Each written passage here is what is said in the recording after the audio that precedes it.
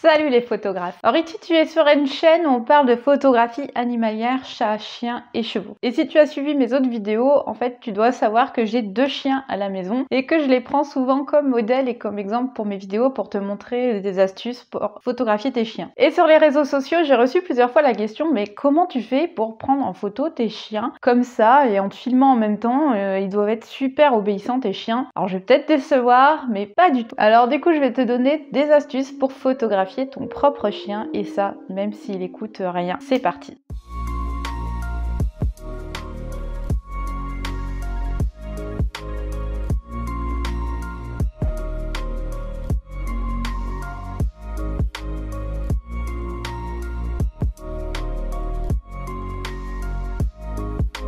Pour commencer, je te présente mon petit Blink que tu as déjà vu dans d'autres vidéos. Ah mon chien? Oui. Tu fais bisous?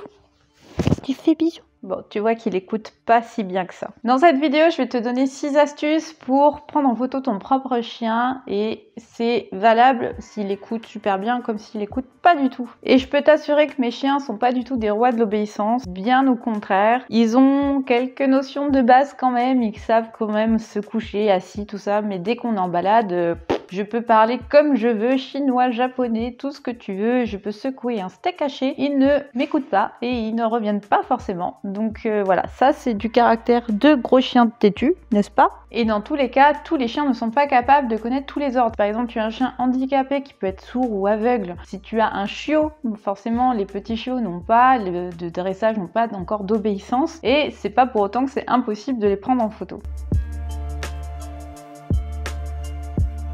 Donc la première astuce, bon bah évidemment c'est le dressage. Ton chien, tu peux le dresser, tu peux lui apprendre les règles de base. Les règles de base, c'est assis, couché, pas bouger et surtout le rappel. Le rappel, c'est la super règle de base et la notion la plus importante si tu veux pouvoir lâcher ton chien et avoir plein de possibilités pour les photographier. Sans le rappel, soit tu dois garder ton chien attaché, soit il faut que tu trouves un terrain clôturé pour pouvoir le photographier. Mais encore une fois, si ton chien n'a pas ces règles de base, j'ai d'autres astuces.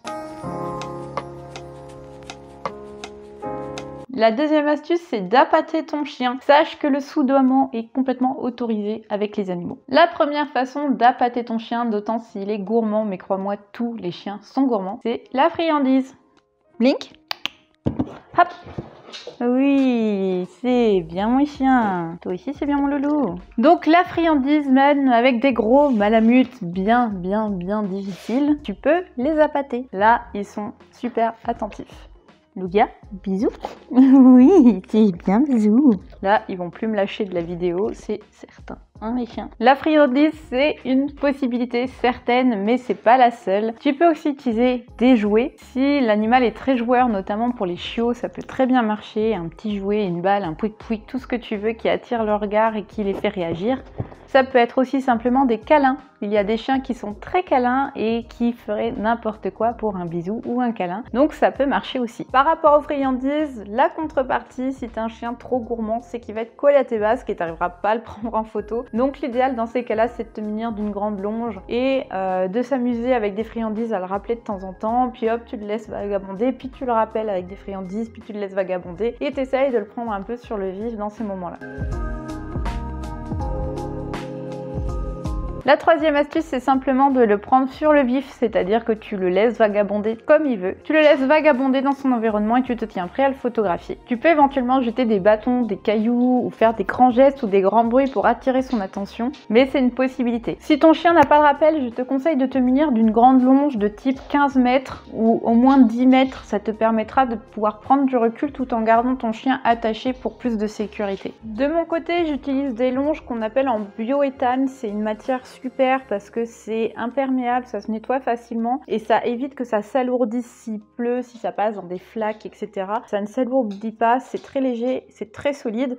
C'est vraiment une super matière et pour vous dire, avec mon malamute de 35 kg, quand il y a un chat, il trace et t'es bien content d'avoir une longe très solide. Parce que je le rappellerai jamais assez, mais la règle d'or quand on photographie des animaux, ça reste la sécurité. Et pour l'animal et pour les hôtes, parce qu'un animal qui n'a pas de rappel et qui s'enfuit et qui traverse des nationales, ça peut virer à la catastrophe. Donc si tu n'es pas sûr du niveau d'obéissance du chien, ne le détache jamais. Ma quatrième astuce pour réussir les photos de ton chien, ça va être d'anticiper ses réactions. C'est vraiment dans l'anticipation que tu vas pouvoir déclencher au bon moment et avoir des superbes photos à présenter. Donc pour ça, il faut que tu te tiennes bien en place, que tu règles déjà ton appareil photo pour pas être surpris. Donc surtout, règle ton appareil photo en mode rafale, utilise une vitesse d'obturation d'au moins 1/400 de seconde et utilise une mise au point en follow focus, c'est-à-dire que ta mise au point, elle va suivre le chien. Je te mets tous les liens en description de mes articles et mes vidéos sur ces sujets là si ça te parle pas trop pour que tu saches régler ton appareil photo.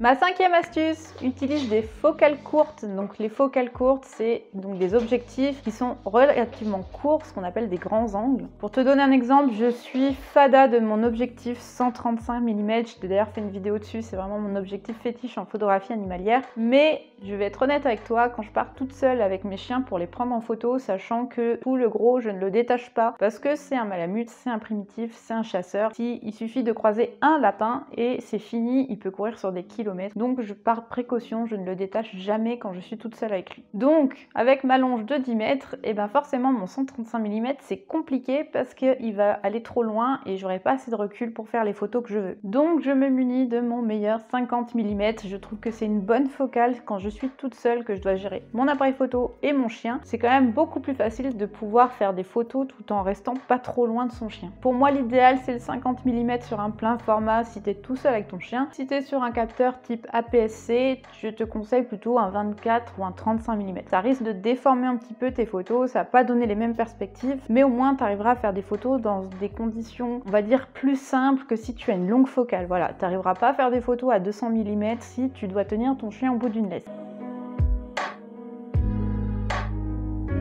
Ma sixième astuce, sélectionne bien ton lieu pour éviter les distractions. Si tu veux maîtriser au mieux ton chien, il va falloir éviter tout ce qui va venir le distraire et qui va le déconcentrer de toi. Parce que le but, c'est qu'il s'intéresse quand même à toi. Donc pour faciliter son attention, faciliter son contrôle, je te conseille de choisir des lieux calmes avec peu de passages, éviter de croiser trop d'animaux, peu de bruit. Ça sera l'idéal pour réussir tes séances photos avec ton chien. Donc tu vois que c'est tout à fait possible de prendre des photos de son animal, même seul. Évidemment, c'est plus facile si tu te fais aider de quelqu'un qui le tient, parce que là tu vas pouvoir te concentrer uniquement sur ton appareil photo, tu vas pouvoir utiliser des focales un peu plus longues pour avoir des flous un peu plus sympas, mais c'est pas toujours possible et dans ces cas-là, ça reste pas impossible de faire des photos de ton chien. Je te donne des exemples ici de photos de prise avec mon chien. Sache que la plupart du temps il est attaché avec un collier, donc j'efface après la laisse et le collier sous Photoshop. D'ailleurs je te renvoie ma vidéo sur la question. Et voilà, c'est déjà tout pour aujourd'hui. J'espère que cette vidéo va te permettre de faire des superbes photos de ton chien, même si tu es tout seul pour le gérer, même si